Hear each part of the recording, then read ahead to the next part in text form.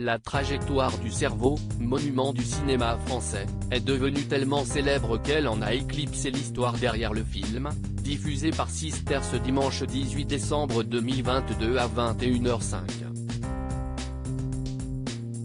Retour sur ce qui a inspiré cette comédie mythique. CIST, un classique du cinéma que l'on a toujours plaisir à revoir.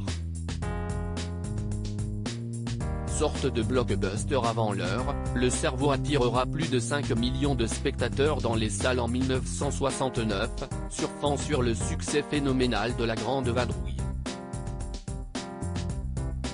La recette de ce film de casse délicieusement comique?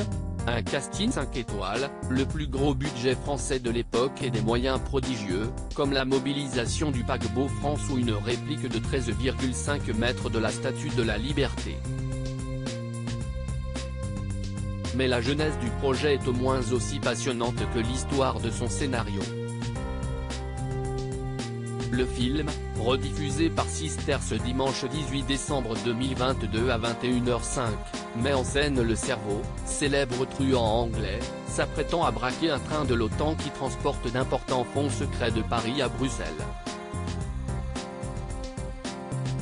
Mais Arthur, Jean-Paul Belmondo, petit truand débrouillard et son ami Anatole, Bourvil, sont déjà sur le coup. Et si cette histoire rocambolesque était inspirée de la réalité? Le Cerveau, un fait divers derrière le scénario. Lorsque Gérard Houry, Daniel Thompson et Marcel Julien écrivent cette course-poursuite haletante, ils puisent leur inspiration dans un véritable fait divers, qui avait marqué l'Angleterre 5 ans auparavant.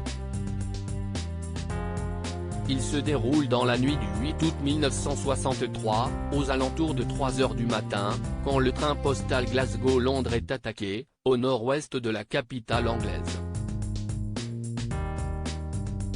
CIST, un gros coup pour le gang à la tête des opérations, puisque le convoi transporte exceptionnellement plus de 2,6 millions de livres ce jour-là. Après avoir coupé les lignes téléphoniques, piraté le système de signalisation ferroviaire, les malfrats arrêtent le train, neutralisent son conducteur et dérobent 128 sacs de billets. La spectaculaire traque de la bande et sa condamnation, exemplaire, en ont fait le casse du siècle de l'époque.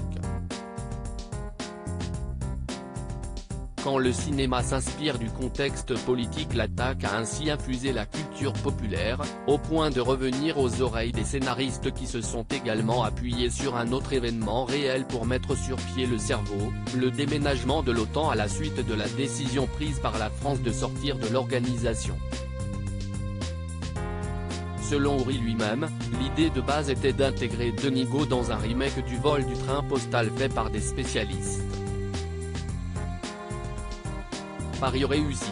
À lire aussi Le Cerveau, W9, retour sur le hold-up du siècle qui a inspiré le film.